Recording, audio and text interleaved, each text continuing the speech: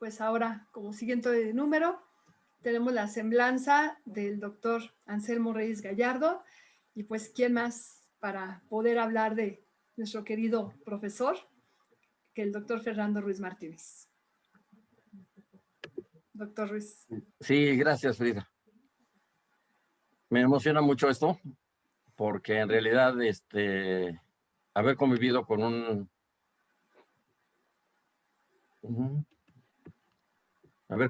una persona como Anselmo me llena totalmente de orgullo.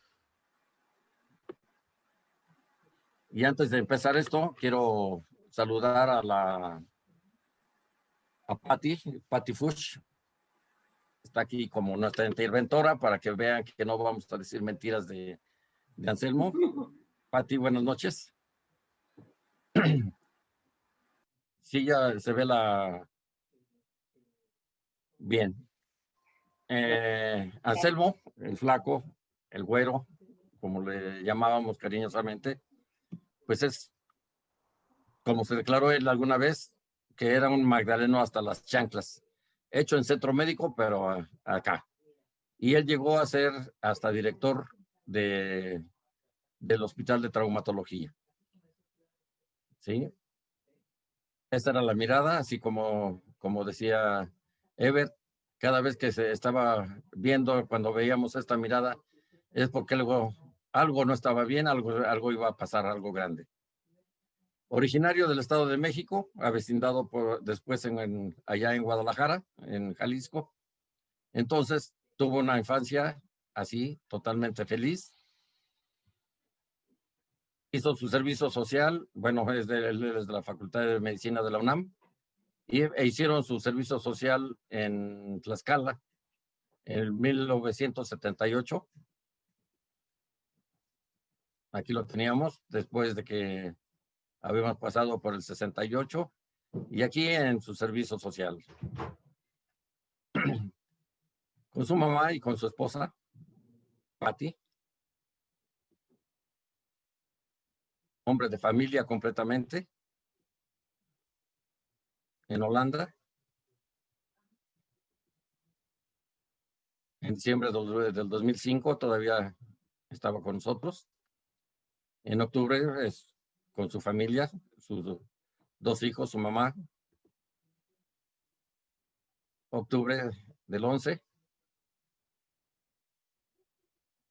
En realidad no le tenía miedo. Le tenía miedo más bien a las arañas de 2 patas. Su querida mascota. Una propiedad que tiene en Tequisquiapan. Tuvo. Y en 1985, por desgracia, nos recordó esto. Y esto fue la caída del Hospital de Traumatología del Centro Médico Nacional. Hizo que todo el personal de Centro Médico se fuera para diferentes lugares. Él se fue a Mazatlán y después regresó a la Ciudad de México para quedarse acá. Entonces, esta fue la desgracia, la fortuna que tuvimos. Aquí Anselmo con Alejandra Aparicio, buena amiga. Lo que le tocó presenciar, Anselmo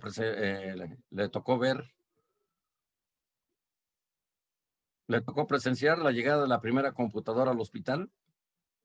Que mentábamos madres porque a veces la computadora hacía más cosas de las que nosotros le pedíamos o cosas así por el estilo. ¿Se acuerdan de esto? Cuando el sol se apagó y nos unió.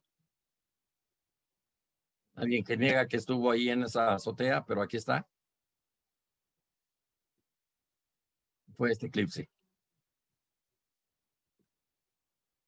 Le tocó presenciar la discoteca Lobo Hombo, Quemados y todo lo que llegó.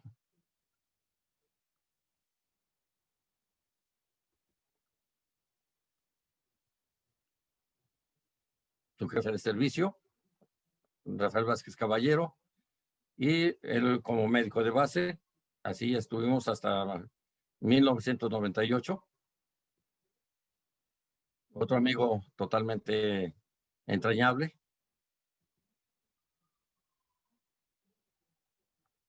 Sí, festejábamos, nunca se hizo de la boca chiquita, no comíamos, tragábamos, decía él, y todo esto lo hacíamos con plena satisfacción y siempre fue totalmente condescendiente y todos lo hicimos. Llegó el año 2000 y después en el año 2005 tuvo el reconocimiento como el impulsor más grande de la investigación de la ortopedia dentro de Latinoamérica. Aquí recibiendo eh, eh, este reconocimiento allá en Davos. ¿Y por qué lo hizo? Porque avanzó tanto Anselmo. Primero por el entusiasmo que siempre tuvo para las cosas. De ahí todo lo que tuvo, todo lo que avanzó.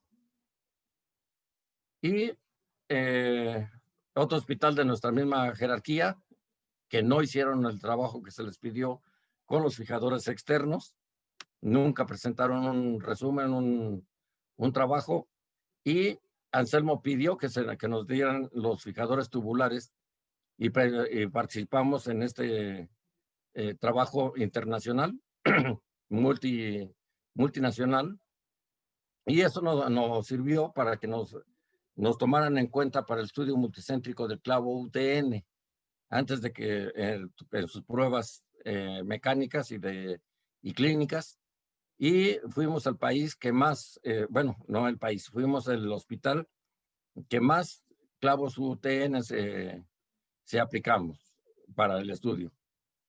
Después, ya nos quería nombrar Hospital AO, que hubo mucha política y desgraciadamente de esto cuenta mucho, y se hicieron modificaciones al DAD y posteriormente se desarrolló y se diseñó en el servicio el MODAD, es decir, un localizador múltiple de orificios de enclavado medular.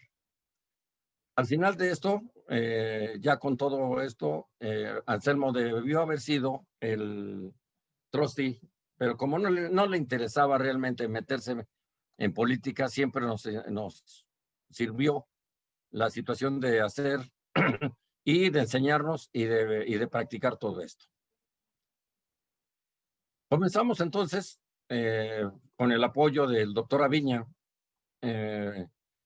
para comprar y para tener en disposición de fijadores externos para el manejo del politraumatizado, para poder hacer la comparación y ver que realmente lo que mata al paciente politraumatizado son las fracturas, son todas las alteraciones que tenemos desde el punto de vista metabólico.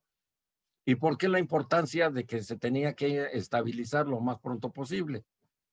Una vez que aprendimos a poner rápidamente los fijadores, muchos de estos fijadores se pusieron ¿cómo se llama?, en urgencias y se pusieron en la terapia intensiva.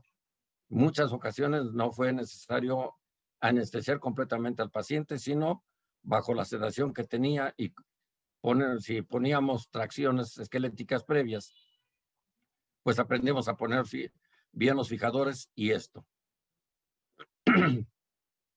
Después, el clavo UTN, con todas las situaciones que se hizo y las modificaciones que con él a la cabeza hicimos de que se recomendaba modificar este implante. Muchos de nosotros, las nuevas generaciones, pues damos por hecho que todo llegó sin ningún trabajo y que en la actualidad pues tenemos todo para poder hacer.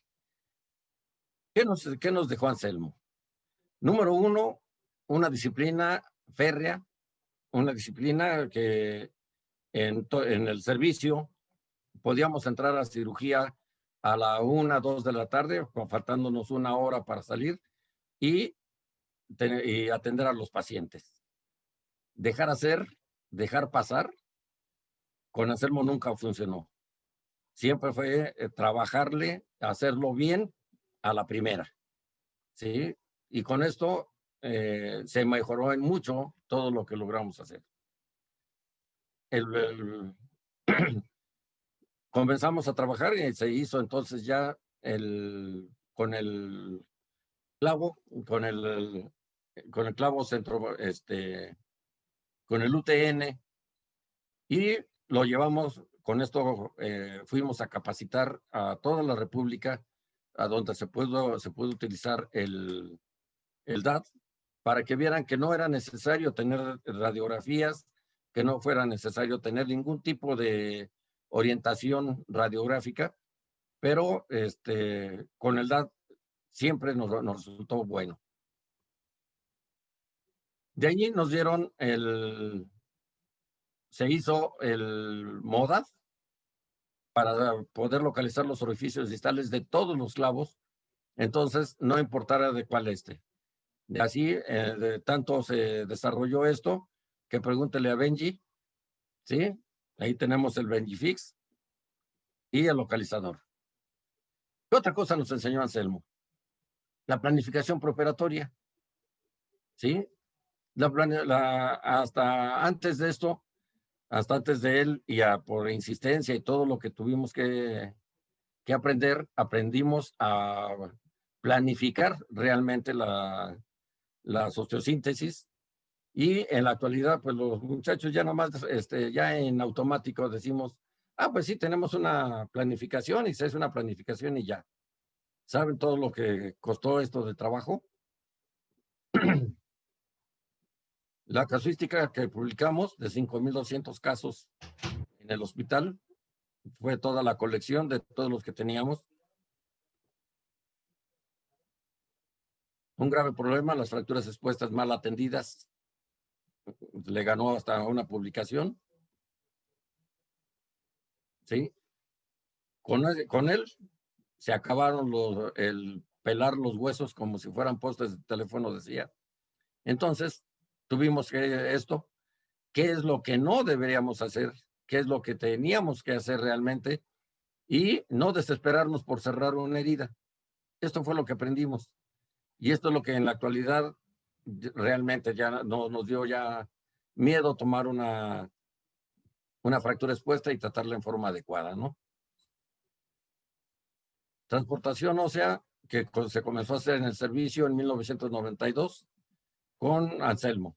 Traíamos la experiencia de utilizar el aparato de Wagner para el alargamiento óseo en pediatría.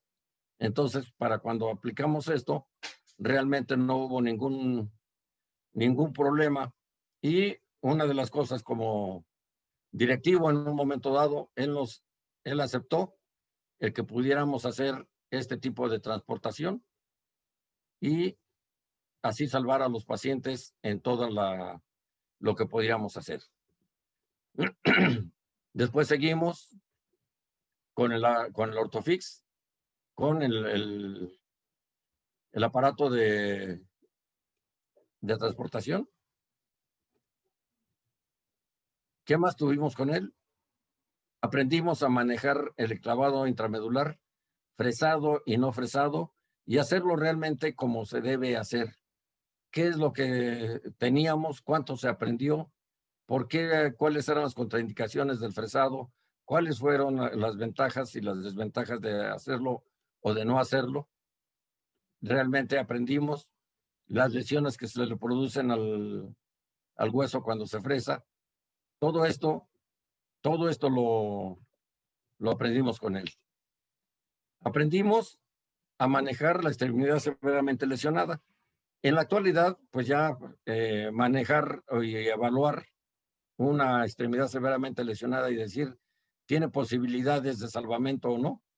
Entonces, a través de manejar todos estos conceptos, pues llegamos a estas conclusiones y sabíamos que había cosas que no podíamos salvar. ¿Por qué se nos mueren los pacientes? Aprendimos desde el manejo de la falla orgánica múltiple, cómo identificarlos, cómo hacerlo y todo esto. El triage en la sala de urgencias y manejo allí mismo de los fijadores cuando era necesario. ¿Sí?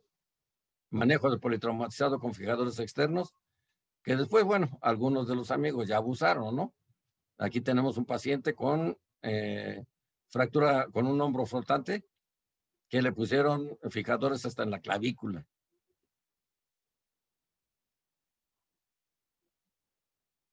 Hay pacientes que nos lo agradecieron.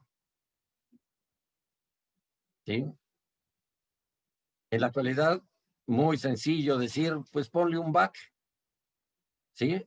En el 2008 fuimos a conocerlo a Carolina del Sur y de ahí vimos el gran beneficio que tiene esto y el gran impulso que tuvimos, que en la actualidad ya en cualquier hospital que separen ustedes, fue esto. Fuimos el primer hospital en utilizarlo y aquí está la doctora Medina, que fue la primera por utilizar el BAC, pues tuvo que pagar el primer BAC que se usó en el hospital.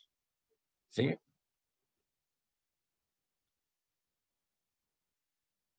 El paso de visita, la pérdida de tiempo que muchas veces dijo que no, ¿para qué queríamos hacer más juntas si ya no era necesario? Aquí todo el equipo que tuvimos.